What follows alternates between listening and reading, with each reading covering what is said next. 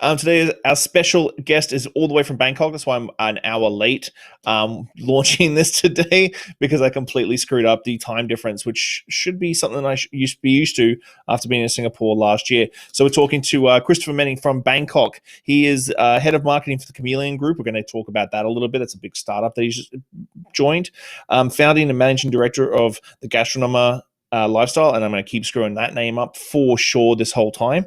And he is the host of On the Back Bar with Christopher Manning. It's a nice podcast that he started recently. So I'm just going to flick a couple of switches here, guys, and we're going to get him into the show.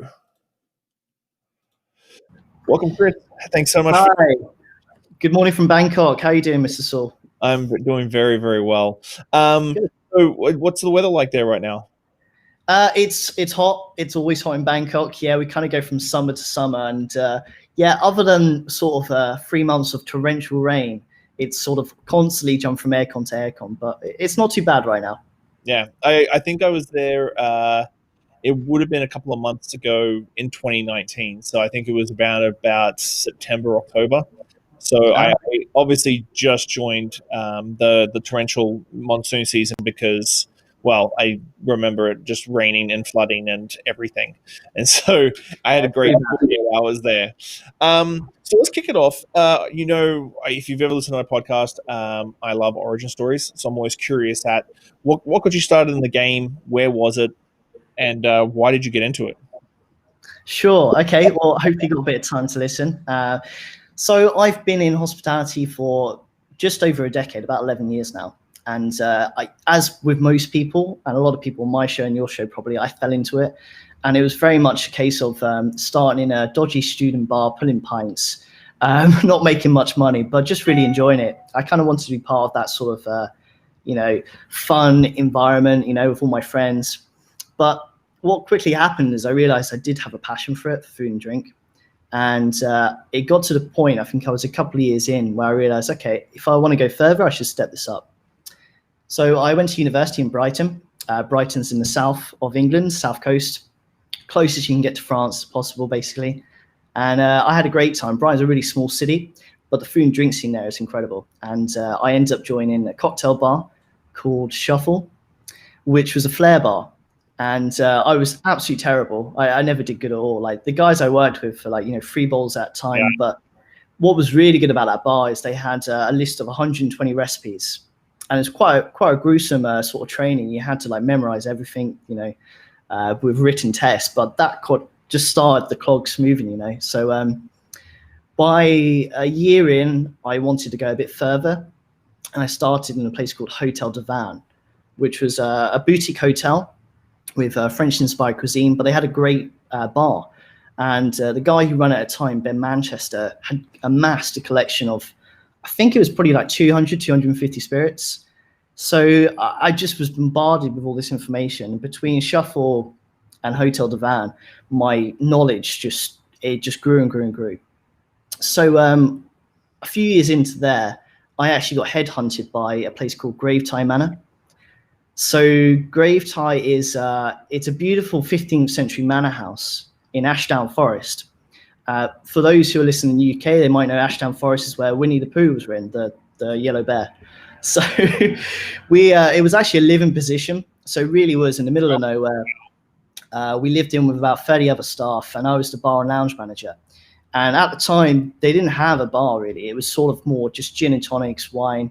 I was hired at the same time as a guy called Alexi, who was a head sommelier. And between us, we drove this amazing beverage program.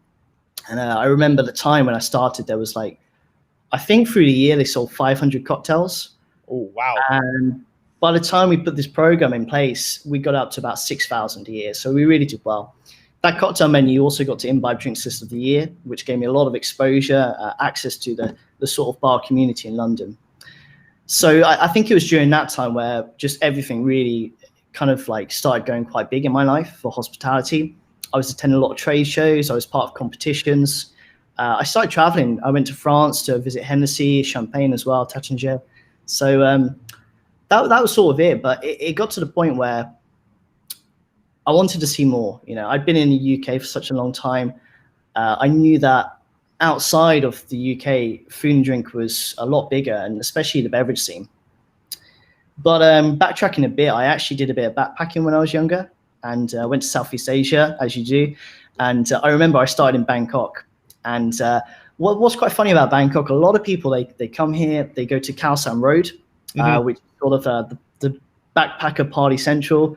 And then they go to the north, to the mountains, they go south to the beach. But I didn't go there. I actually stayed in Bangkok and started exploring all these hidden bars, these amazing food and street food. And I just stayed for probably about a month and fell in love. Yeah. So I obviously did a bit of Vietnam after that. I did Singapore for a while, but Bangkok was always calling me back. So after my backpacking, I went back to my job. I handed my notice in within 2 months, and I was like, yeah, I'm going to go. I'm just literally going to go for it. What I was also doing at the time is starting my own website, blog, Gastronomer Lifestyle. And it's a lot different to what it was back then. I had to pivot a lot and change, but that was basically my main focus, to sort of say, hey, I'm going to quit my job, I'm going to move to Bangkok, and I'm going to make this startup successful. So if I can go back a little bit, how did you go from a flair bar to a fancy boutique hotel? Because this is very similar to this sort of the trajectory I had when I was younger. How'd you go from a flair bartender, like at student bar, to getting your foot in the door in a high-end boutique hotel? It was a lot of luck and knowing the right people as well. Yeah. I actually just, I've always had a bit of confidence with jobs. So I just kind of went in there and I saw this. No, that's right. At university, we did a tour there, I remember. And I was like, wow, this place is cool. I really like it. So within the week, I went down. I said, hi, can I talk to the bar manager? Met him. His name was Ben. I said, I want a job here, dude. Like, I'm happy to wait, but whenever you got a job, let me know. They did have a full-time position at that time. So yeah, I was very lucky on that point. Wow. Because I think sometimes people think that they get stuck in a rut. And I think the hospitality industry, we get into it because it is so diverse and so crazy. We can do whatever we want, really change the way we, and then once people get into they get into this sort of rut of like, oh, I only can do fast service, or I can only do this, where if you just want to look at a job and go, hey, that's something that I'd be curious at doing, like, I'll just go in and drop my resume off, and you never know what's going to happen. Yeah, you've really just got to put yourself out there. One thing I've always been quite good is I've always kind of had like 2 years for each single place, because I feel that in hospitality, a lot of people jump around too much and they don't take in enough knowledge from each venue. So I've always kind of had that 2 year point everywhere I go. That's fair. So once you, like, going back to Brighton and building a cocktail menu, like, the one thing I find very difficult in this day and age, especially with social media and stuff, obviously the awards, the Imbibe drink list of the award and stuff like that, like, what was the driving force for you? Because obviously changing a culture that much in a venue at the best of times in a big city is difficult, has its massive hurdles. You've got guests who push back on it, this is sort of thing. What was the driving force for you to sort of go, you know what, I'm in the middle of nowhere where Winnie the Pooh was written and staged. Let's write a cocktail menu that's going to blow everybody's minds. Like, what was the driving force and what kept you sort of motivated? Because I know when you start launching a new cocktail menu and then you get like criticism and, well, let's say just criticism on something. I agree. Yeah. From people who are used to going there and having their dinner and having a gin and tonic or having a whiskey, and you're sort of trying to lead them down a path. What was the driving point and the sort of motivation that sort of pushed you for that? Obviously, confidence is a big thing, and you've got plenty of that. But there's always a point where you just like, you go home at the end of the night, and you're just like, what am I doing? I've made a horrible life decision right now. To be honest, a lot of it was about just my own desire to create something. I'm a creator. That's how I kind of class myself. But it is also about storytelling. And one of the things I found with Gravetie, when I first started, a lot of the staff there just thought it was not going to happen. People don't like cocktails. A lot of the clientele had been going there all their life. They were like retired, semi-retired, 50, 60. And yeah, they weren't into cocktails, So it's like, how do you create a cocktail menu yet still access these people and make them want to enjoy it? So with any kind of venue I go to, I always look at who's coming first. You look at your client base, who's in the area, and storytelling I thought was key to what I had to do. So these people had really cherished memories of Graveside Manor. You know, their parents took them there. They grew up there as kids. They loved the food. They loved the staff. So I had to create a cocktail menu around that.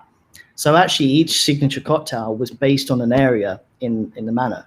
So we had one which was the flower garden, which was in a beautiful box, like a terrarium. We had like flowers from the garden that went in, edible flowers. We had the kitchen garden. So I was really lucky. They had a 1 acre wall kitchen garden where we could use all the produce. So we did things like, artichoke liqueurs and rocket fat washed mezcal, and made this amazing vegetable garden cocktail. But it was about these key points in Graveside and creating a cocktail around it and telling the story. And it was so popular. People loved it. And so you make the move to Bangkok, and it does seem relatively impulsive.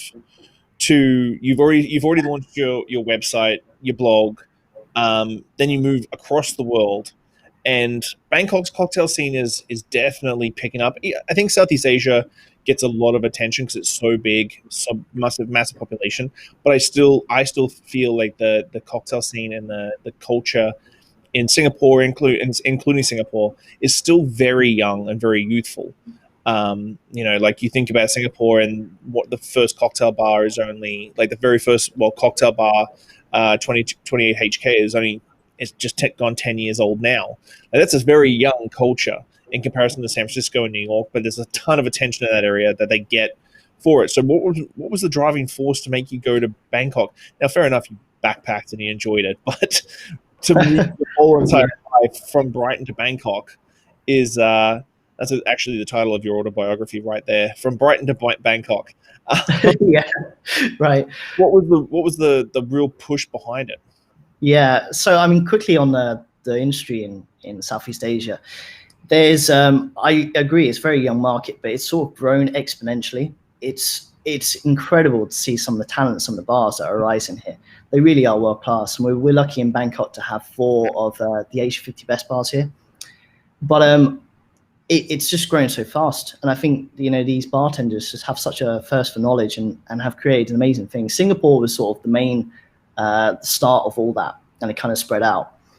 But for me to come to Bangkok, during my backpacking, as a foodie, I was looking for resources to find the best food, the best street food, best drinks. Mm-hmm. And I found there was not much out there. You had Lonely Planet, but I don't know if you've read Lonely Planet going around, but the one guy, the cocktail he only recommends is mojitos. And I'm thinking, there's a bit more than mojitos out there. Same with online. I found that a lot of Google sort of reviews and stuff, the place had been closed for a long time. Mm.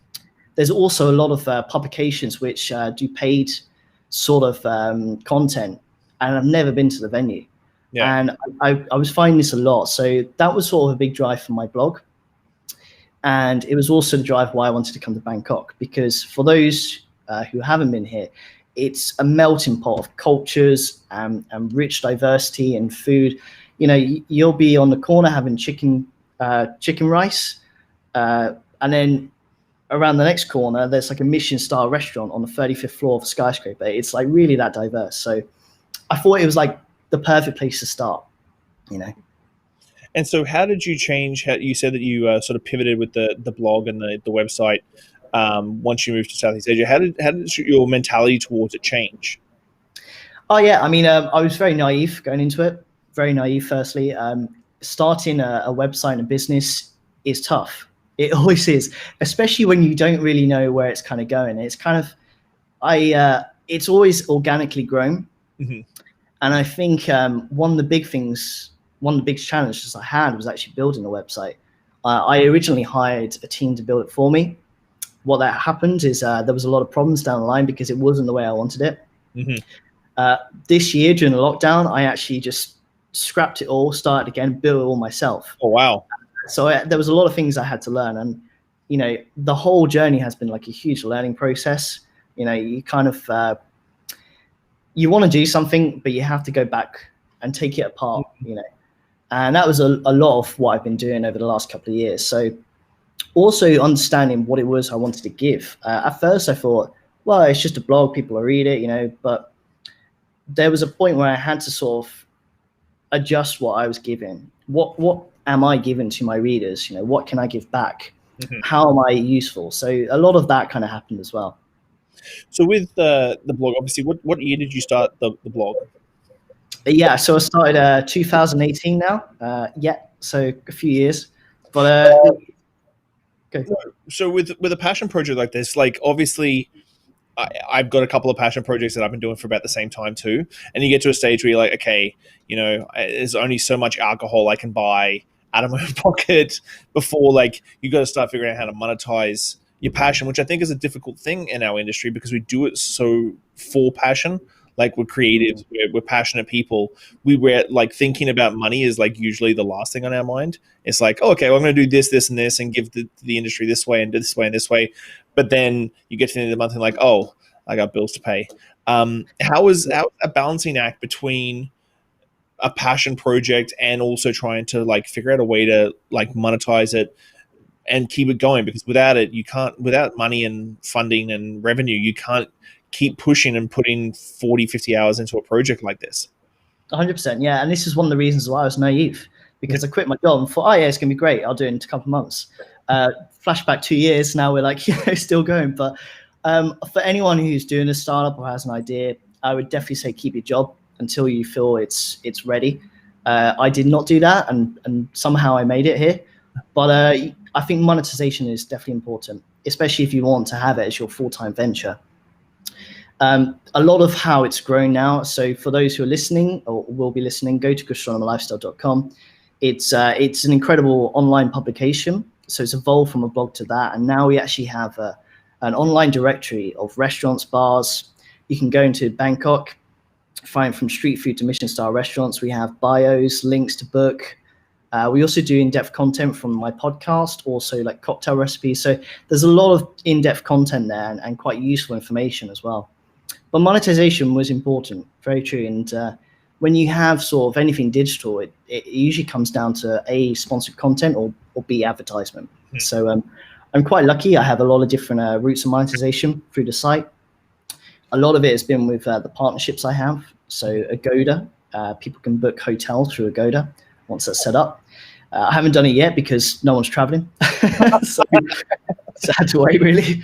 But even restaurants, you can book restaurants on my platform. I get commission from Chope, which is an online booking platform. We do sponsored content. So there was a lot of effort and time that went into that to say, how do I make money, but also not try and rip people off? And yeah, a lot of it was about, okay, we're giving them access to these sort of booking links or content that is useful, and I make a bit of money on the side. It's pretty much all affiliations. Mm-hmm. And so where did the Chameleon Group, which is a pretty recent new venture for you, sort of play into marketing for that? How did that sort of play into it? Because obviously, I think you almost stepped away from being that cocktail guy, which I've always had big struggles with people going, "You're the cocktail guy." And you're like, well, I kind of do a lot more other stuff, but no, you do cocktails. What's the Chameleon Group? Give us the 411 on Chameleon Group. Sure. I mean, this is a really new venture we just started. I'm really, really happy to be part of. So there's a bit of backstory. There's a distribution company called Brand Connect in Asia, and they actually distribute a lot of big spirits and well-crafted spirits across the region. So a guy called Kieran, who ran the marketing department there, he's decided to start his own company called the Chameleon Group. And this is basically a creative marketing agency. I've joined along him to kickstart this all off as the head of marketing. And it's pretty exciting because we're still working really closely with Brand Connect. And because of that, we've got all these clients that moved over already. So we're already doing a lot of big things with, I can't say too much yet because we're still getting there, but yeah, we've got a big soft drink giant, a couple of gin brands, vodka, and it's really fun. You know, you're right. I'm not the cocktail guy anymore. I'm now the guy sitting doing Excel sheets, but it's kind of fun because I'm actually, my main role is to create these big activations for Thailand. Like, how do these brands get into Thailand and sort of access the market? So I do a lot of big events that I plan with, these world-class bars, hotels, restaurants, and yeah, big thing is like making sure they go ahead. So it's pretty cool. Yeah, and I think it's pretty much, I can see why they started it now. It seems like it's the right time right now is to do this sort of huge thing, because there's not anyone really doing it. You go to an event planner and the event planner's like, I've never done anything like this. I'm not going to do ice luges and custom cocktails and get the bartenders involved and all this sort of stuff. What's your long-term goal for, like, you personally and career-wise?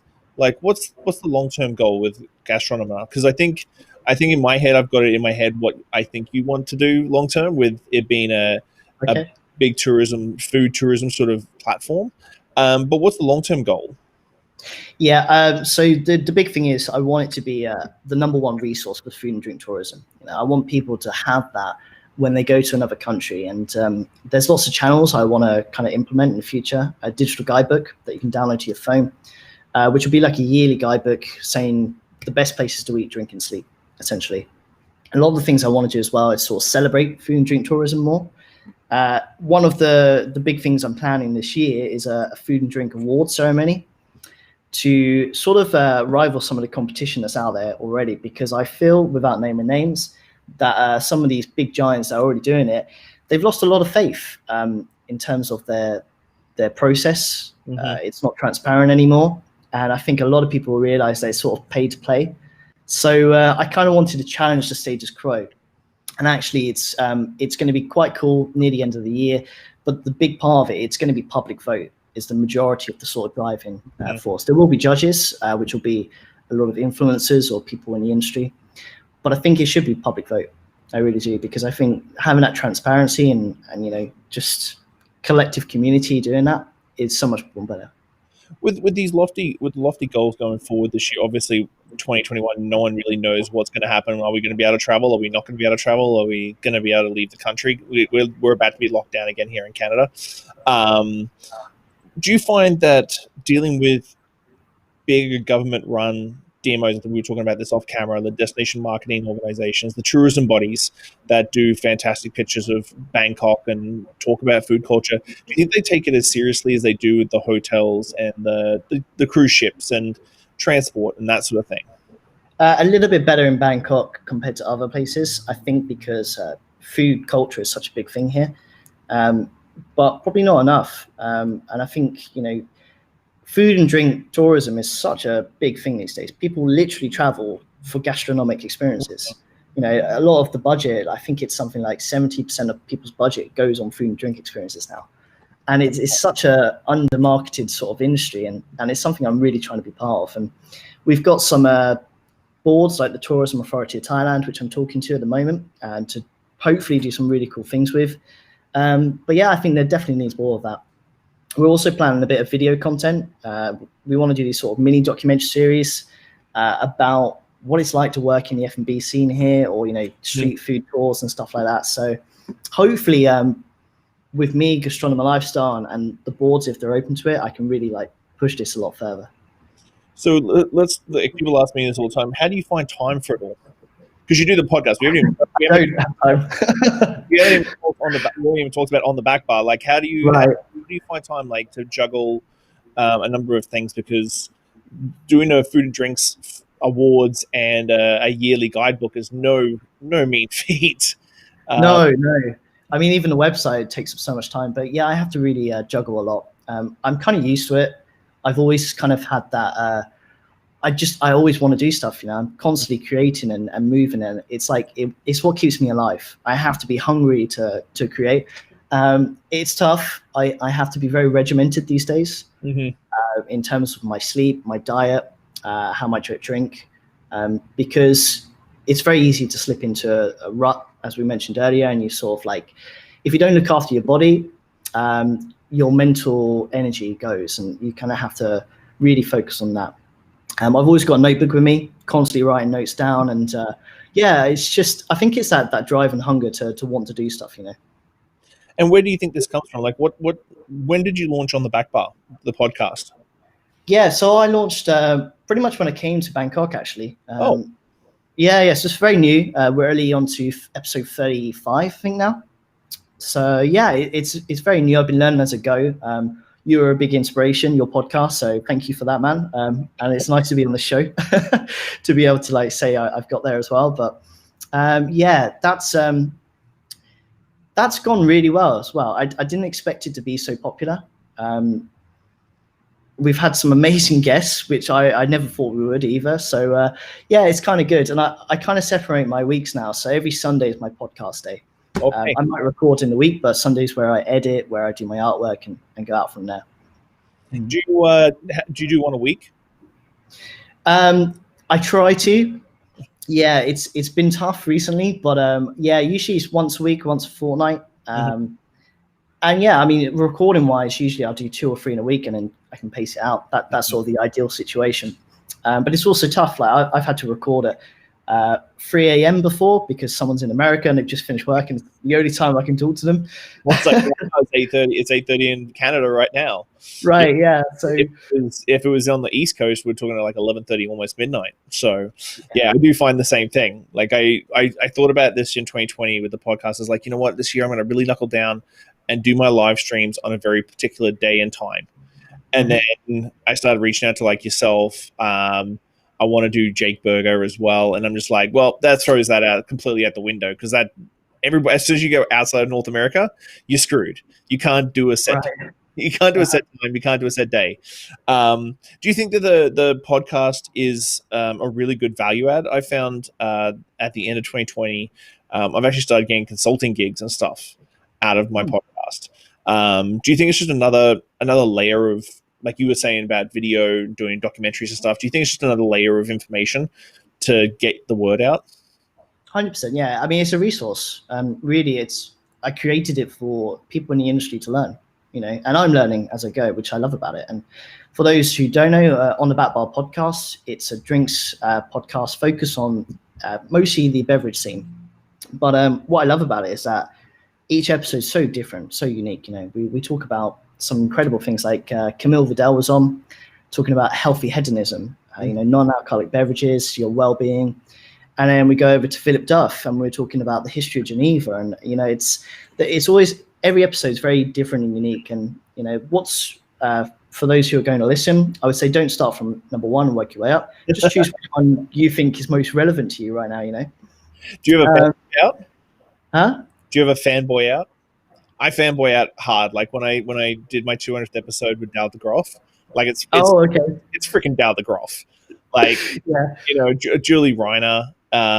Julie Reiner was another one. Like I was like giddy like a schoolgirl when I first, like when that morning I was like, oh my God, and I've got, like when we say relationships, there's much more of like Facebook relationships or at shows relationships. You walk past them at towers like, oh, I know you, but you never actually sit down and have a full-on conversation.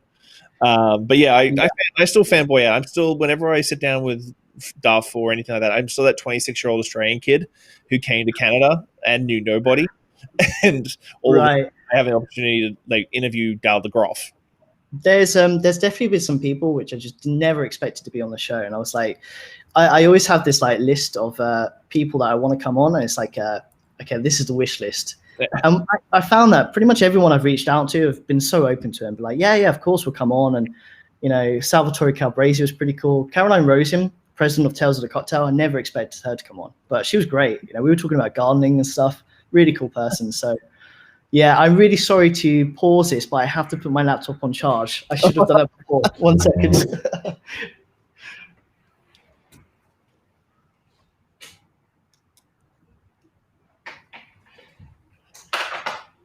See, we're all still learning as we go. Yeah, exactly. Okay, I'm back. Apologies. So yeah, I've been very, very fortunate. The amount of people on the show that have come on. I've got a huge list of people coming on the show too. What's been good is a lot of people have been contacting me now to come on, which I didn't have before. So that obviously shows the popularity and people find it. It's a nice feeling. Yeah, it is, man. It is, for sure. I'm actually taking a different route now. I've very much like you, I'm going to have a couple of shows within the podcast. Mm-hmm. So the next one I'm starting up, I haven't got a name for it yet. I'm terrible with names. It's basically about startups and entrepreneurship in F&B, about people starting these really small companies and growing them into something quite special. So the most recent episode, which is coming out in a week's time, was with Drinksmith. Mm-hmm. And these guys have a bottled cocktail company, but it's really unique. I don't know if you've seen it before, but it's like a twist cap technology. So the citrus and the alcohol are suspended and it's cold pressurized. So Oh. the shelf life is like 7 months. But when you twist it and shake it, you've got this cocktail. But they've had some incredible bartenders helping with the recipes. So yeah, check them out. They're cool. I will. Okay, so I'm not going to keep you much longer tonight because you got work to do, and it's getting to 8:30 on a Sunday. Right. Your favorite bar in the world? I've read this on a couple of your bios and your profiles and stuff like that. What's your favorite bar in the world? Oh, I wonder if it's still the same. Atlas Bar in Singapore. It is. It is, yeah. Did you go there when you were there? It is gorgeous. It's phenomenal, right? That room is just, and the funny thing is, I always thought it was a hotel, and I always thought like you walk in, like, oh, this must be like one of the colonial old hotels in Singapore because there's tons of those buildings down the finance district there. And then Jesse's like, yeah, no, dude, this is all built from scratch. I'm like, what? It's crazy. It looks like a hotel bar. It's the most extravagant thing I've ever seen. You just feel in awe when you walk in. It's a great bar for anyone who haven't been there. Just go check it out. Really, it just blows my mind because there is, like, when you think about it, just as purely from a financial business point of view, just like the ceilings are what 40 like feet high, and you're like, well, you could have put a mezzanine floor across there and doubled your right. put more people in, but it is just an absolute awe. What is it when it comes to, like, because I always find it funny when it comes to best bars, people have it, obviously it's always subjective. My favorite bar in the world is probably Old Man in Singapore. Old Man in Singapore is just, I was spoiled because I lived upstairs for 5 months, so I lived upstairs. Oh, lucky. So is my local, and when you have a long day, it's good that you can go in there, but it's also difficult that you've got to try and walk past and try and like miss Andrew and the team, because if they're out having a smoke, that you're going in, you're going to be there till 3 o'clock in the morning. So you're like, no, I got work to do. I got work to do. Leave me alone. Let me go upstairs to my room. But it's just something about that bar, that laid back, the team, everything that just sort of made it for me. And I've been living upstairs helps as well. So with that, like, having the best bar, having the best restaurant, do you feel that, as you were saying with the People's Choice, do you feel like that's going to give a lot more of that subjectiveness to the whole awards that you're sort of playing on? Because I think you know who you're talking about with their inspectors and whatnot, and people have got their own style. People have got their own sort of feel, and I think it's changed a little bit with a few street food vendors getting special awards and stuff like that in recent years. But it is so specific. Like, not everybody's a 50-year-old white cis male who only likes French cuisine, which that's a big thing. Same thing with cocktails and bar awards and stuff like that. Like, there's certain places that you go in that's a dive bar and you really, really love it. I think Southeast Asia's got a really good take on that too, especially Bangkok and Singapore to a degree, but like Pontiac and that sort of thing. Like, these bars aren't your traditional cocktail bars, but they're getting in these award ceremonies. So what is your definition of, like, what's something that you look for as a blogger and that sort of thing? Because I understand, being a blogger, you want to be as honest as possible, give back to your followers in an honest way, not just because someone's paid for your dinner. But what's your general consensus? Firstly, I want to say that I do write a lot, which people see on my website. But if I don't like a place, I just won't write about it. And there are some. Well, there's one particular publication in Bangkok which are really good at just tearing people apart because they feel that's what people love to read. But no, I won't. I'm very honest, constructive feedback, especially with venues. If I've been to a place and I love it, but there was a few things I feel are a bit misplaced, I'll email them. And actually, 9 times out of 10, it goes down really well because they appreciate honest feedback, not done online, on a Facebook group, but actually personally. But yeah, there's definitely a criteria which I'll set in the food awards as well. Things like the venue and the ambience, the quality of the cuisine, the hospitality and service. There are definitely key pillars that I look for, and I think it has to be a balance of all of them. It really does. You can go to I've been to some amazing fine dining restaurants, and the food's on point. It's they have amazing like uni and sushi from like Japan and all this soft wagyu, but the service wasn't there. And it was dry in the venue. There was no music, and you have to have the mix. Yeah, I have one lady at La Palsat. I went to her every time, and I was the weird white big tall guy that went in and had like trotters and duck sauce and duck noodle soup. And that would be my lunch. Go and drop $10 down. And she's like, yep. And you would just say, thank you very much. And that would be Right. it. But it was one of my favorite dining experiences while I was in Singapore, was this little stand and Yeah, man. that. So, but man, thank you so much for your time, man. I really appreciate it. I just love hearing about your story. Like you're the same sort of, I think there's a lot of things that are very similar to me. Is like when people go, oh, how do you do it all? I'm like, wake up in the morning, check all your emails, do all your social media before you even go to the toilet. Like, you can do so much if you maximize every single minute of your day. It's been a pleasure to come on the show. Thanks a lot, man. I really appreciate it. Thank you very much. So I'll chat to you really soon. Thanks, Shawn.